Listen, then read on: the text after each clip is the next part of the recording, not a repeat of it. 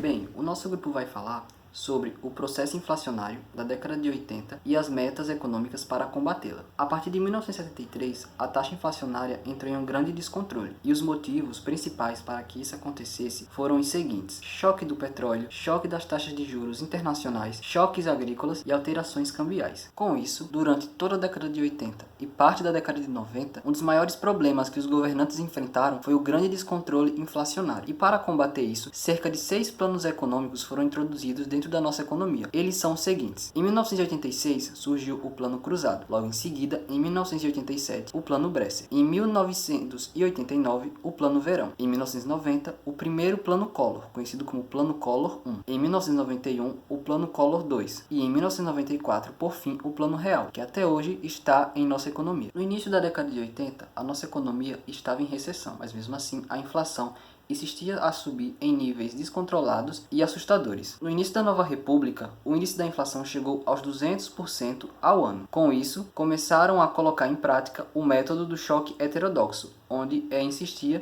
no congelamento de preços.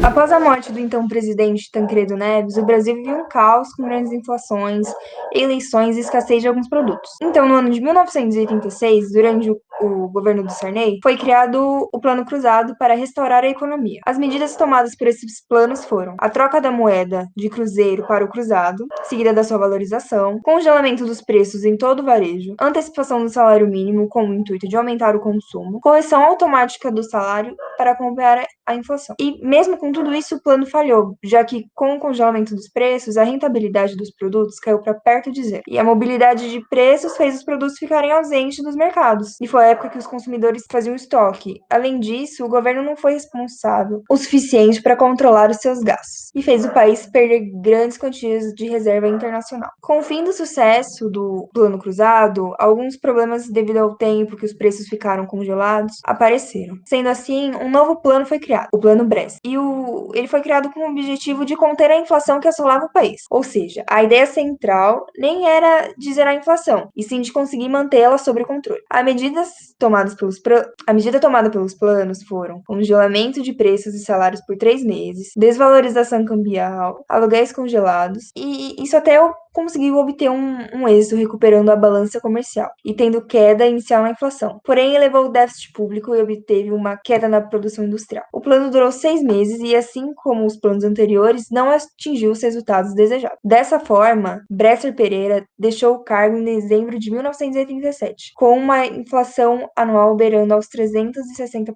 Assim como na tentativa anterior, o grande objetivo do Plano Verão de 1989 era a estabilização da inflação. Porém, com alguns ajustes, como a modificação do rendimento da caderneta de poupança, sendo que era a mais popular a aplicação de renda fixa na época, outras medidas tomadas na época, além dessa, foram novo congelamento de preços por tempo indeterminado, aumento dos juros, controle de gastos públicos, extinção da URP, que era a unidade de referência de preços, introdução de nova moeda, o Cruzado Novo. O Plano Verão, assim como os demais planos econômicos dos anos 80, falhou, já que o grande objetivo do plano era reduzir a taxa de inflação mensal para valores próximos a 10%, o que não chegou a ser alcançado. O grande problema é que, ao não conseguir trazer a inflação e estabilizá-la em um nível aceitável, o desenvolvimento econômico do Brasil foi comprometido por uma década. E, além disso, muitas pessoas foram extremamente afetadas pelas mudanças realizadas na correção da caderneta de poupança.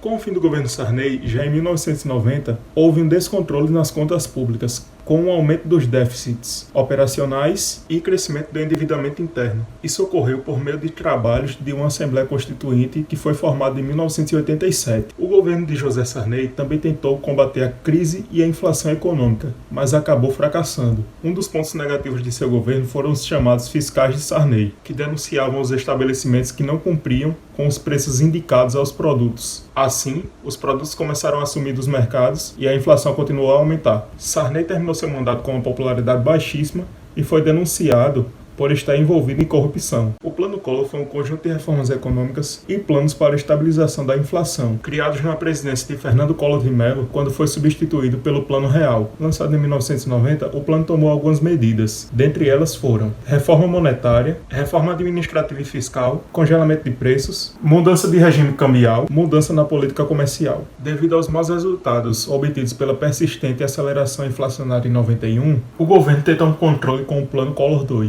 Na análise dos determinantes do fracasso do bloqueio na liquidez, prevaleceu na época a interpretação de que o plano falhara devido à liberação descontrolada de valores retidos, provocada por pressões políticas e sociais ao governo e por erros de gerenciamento no programa. Após perca de apoio político e escândalos no seu governo, Fernando Collor de Mello sofre o primeiro processo de impeachment do país, processo esse que transcorreu no final de 1992. Assim, o então vice-presidente Itamar Franco assume a cadeira de presidente do país e lança o Plano Real, plano esse que perdura no país até hoje.